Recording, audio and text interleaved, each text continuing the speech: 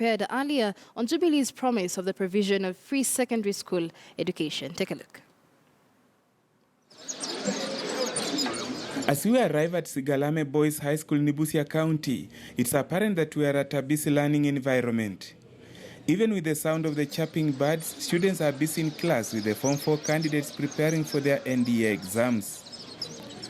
Amidst all the activities, there are still some ongoing construction works at the school, all this courtesy of the institution's Parents Teachers Association and other well-wishers. This school does well in KCSE exams. It's the best boys' school in the county. Under the able leadership of the principal, Mr. Joseph Were. And as the political campaigns gather pace with many promises being made, we venture into the delicate trending topic whereby secondary schools are said to reap from some expected funding should either the Jubilee or NASA governments come into place. The 5,000, in my own opinion, and looking at the experience I've had, may not suffice, may not be enough.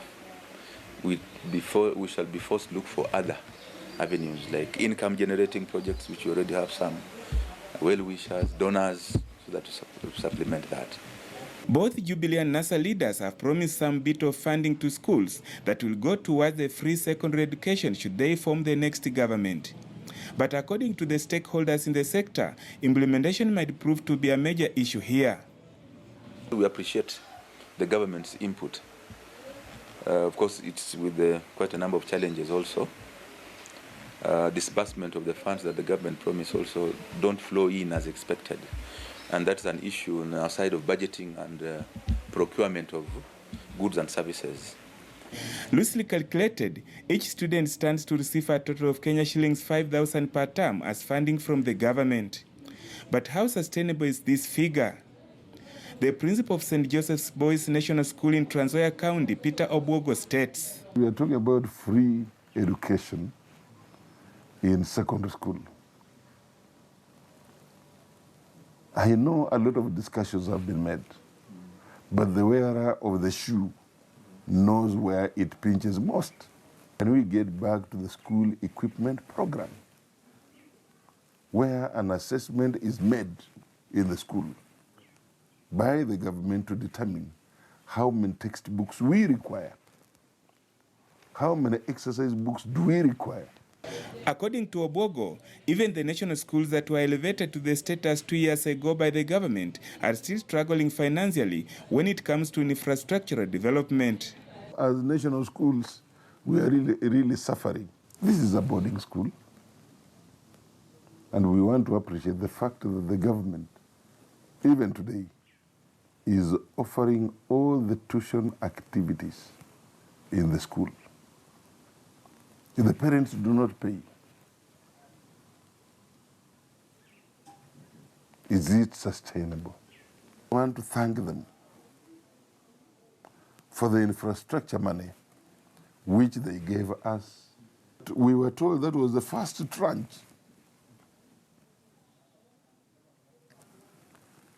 5 years down the line, we are still waiting for the balance, because we were given 25 million.